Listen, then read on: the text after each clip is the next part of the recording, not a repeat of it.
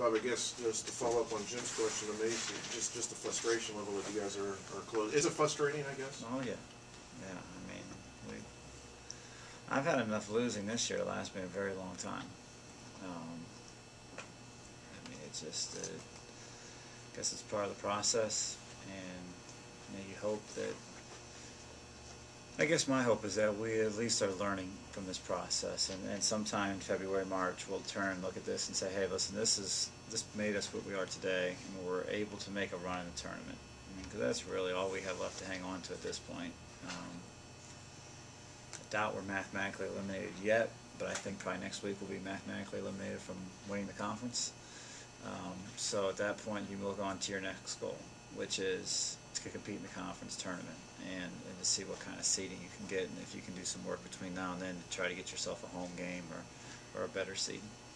How difficult has this been for you? I mean, you've been successful in some other head coaching jobs, and to kind of go through something like this. I mean, is that? Yeah, very, very difficult. And I'm sure I've tried some tactics that have failed and led to our failures, and hopefully I've done some things that have worked and tried to make us a little bit better. But it's been frustrating. It's been a frustrating couple months. Hopefully we can turn the corner here at the end of January and into February. What kind of things from your winning experiences in other places are you trying to transmit to the players to make it a little easier for them to win here? I think there's a couple things. One, and we've done better lately of this, is turning the ball over.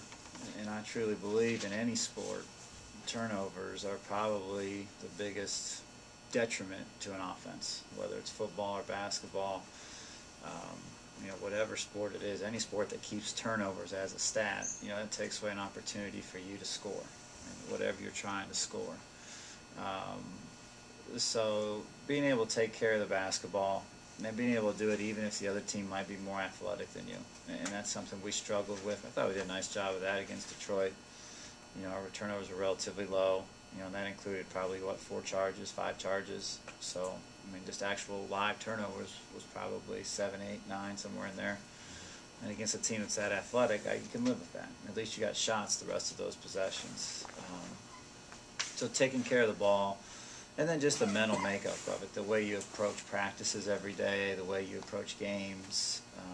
And we're making some progress in that area. We're clearly not there, but we are making some progress in how you practice today and tomorrow, and especially you got a bye week, play on Thursday, so you got a long time to prepare, and how seriously you take that preparation and how much better our kids get this week. I think good teams use this week as an opportunity to get better, and I think bad teams use this week to complain about having to practice all week. And we don't really know which one we are. I'll probably let you know Saturday after the game. What can you tell us about Cleveland State? They're good. I mean, they move a lot. They're like the polar opposite of Detroit when it comes to offense. Detroit tries to break you down off the dribble every single possession, and Cleveland State will do that, but they'll also have a great deal of movement before they do that.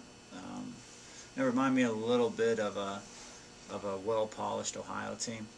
Ohio's had a lot of movement, but they didn't have a lot of reads. They just had a lot of movement. Cleveland State's guards do a good job of reading their screens.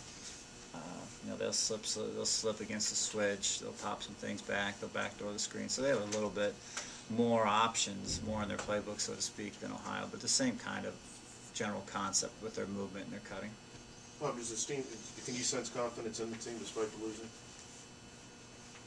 Yeah, I think a little bit. Yeah, I mean, there's some confidence in what we're doing and how we're doing it. I don't know. I think we've probably grown with our confidence in each other, and I think as that continues to grow, we'll have more success. I think the individual confidence is there, but in order for us to turn the corner, we've got to have more confidence in our teammates being there, offensively to help us get open, and defensively to help us guard. And we've shown improvement. We made some really nice plays. We took some charges against Detroit Saturday. We forced the ball where it was supposed to go, and then 2 or 3 possessions later, we didn't take the charge and we didn't get the ball where it was supposed to go. So, you know, there's some improvement, but it certainly isn't where it needs to be just yet. That's the same question I asked Macy. After Cleveland State, not that you guys are looking ahead, but your first go at the Horizon League will be done. Any specific teams you're looking forward to in kind of round 2? All the home ones. I'm looking forward to the home games. No, I think, you know, it's nice for us from a coaching standpoint to actually see how they're going to guard us. You know, you get to watch them play other people and see how they guard other people, but our offense is fairly unique. I mean, it's not rocket science, but it's a little bit different. We don't ball screen as much as other teams do. So a lot of times we're watching tape and watching how they guard ball screens, knowing it's irrelevant because we're not going to ball screen. So getting some stuff on tape and to see how we can manipulate them defensively and to see what we can take away from them offensively based on how we guard. You know, I think it presents an interesting challenge, and I do look forward to that and hopefully be able to put together a little bit better game plan and maybe, you know, get us 4 to 6 more points and take away 4 to 6 more points. And if we can do that, then we'll get some victories the second time around. Bob, do you consider this the rival game in the league? Yeah, I guess. I mean, I haven't got any hate mail this week, so it's not quite a rivalry yet. But maybe the week's still early. Maybe Thursday, Friday. Yeah. Because they're the closest to Yeah. UConn. I mean, Yeah. you look at it that. Or, Yeah. I mean, yeah, they're our travel partner, and we see them play the most because we see, you know, every Friday I get to watch Cleveland State play whoever we're playing. So I see them play more than anybody else just by coincidence on top of our preparation. You know, so you're probably a little bit more familiar with them, you know, where you might watch their last 3 or 4 games. We've also seen their first 3 or 4 games. So we've seen them on tape more than we've seen anybody else, and there's probably a little bit more familiarity with them. Yeah, I mean, in order for us to have a true rival, though, we have to start winning. I mean, I feel like Michigan football. Coach, with a girl like Tierra, when she fouled out with about 11 minutes to go in the game, if that happens again to her or to another one of your players, are you willing to take them out earlier in the game to try to utilize them by the end? No. I'm not. I mean, she gets 5 fouls. I doesn't. Where she's going to play as many minutes as she's going to play. You know, if we've got to play the last 5 minutes without her, then we've got to play the last 5 minutes without her. But I mean, I used to think like that, but I've watched too many times good players finish the game with 3 and 4 fouls, but they sat out 10 minutes in the middle of the game. And to me, I figure the way we approach the game is every minute is as important as the next minute. And, you know, we're going to play our kids, and if they foul out, they foul out. Now, if they're not playing well, we're going to take them out. And oftentimes fouling is a bad play because they weren't in position or they didn't guard their players correctly. And if they're not guarding correctly, then they're going to come out for that reason. But, you know, I don't know who came up with the 2 fouls in the first half, you're out, and 3 fouls with, I don't know who had the formula. I mean, it's not like the 2-point conversion chart. But to me, you're going to play as many minutes as you can play. You know, it's equivalent to saving timeouts and having take home 3 timeouts at the end of the game. Having extra fouls don't do you any good either. And, you know, we've done it with Brandy, and she fouled out yet? Western Michigan. She fouled out once, probably cost us the game.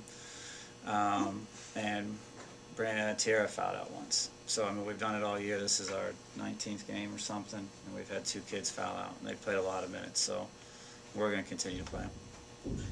Coach, getting back to going through the league for the second time now that you've experienced everybody on the floor in person except Cleveland State, how do you feel about where this program is in terms of relative talent to the rest of the league, and how much, you know, what kind of steps you have to make in that area to join the upper echelon? No, we've got to get better. I mean, that's, you know, it's not like we're 4 and 4. We won 1 conference game, so we clearly have got to get better. And, you know, we need to do that through this year. We need to have good summers. We need to have good falls. I mean, we have to just get better across the board at every single position in order for us to be able to compete. You know, from point guard to Brandy's got to improve, to our players off the bench. I mean, we have to get better across the board. You almost consider this almost like a redshirt season for your coaching, just trying to install your schemes, your things like that, and bring in some of your own players coming in? Only if you can convince them not to put it on my record. I'll take it as a red shirt year. No, this is my team. This is my team. These are my kids. I'm trying to teach them as best I can. They're trying to learn as best they can, and at the end of the season, I'm responsible for whatever it is. If it's 3 wins, or hopefully it'll be more, but right now it's 3, and that's my responsibility, and I'll take it, and hopefully we can just continue to grow and learn from it.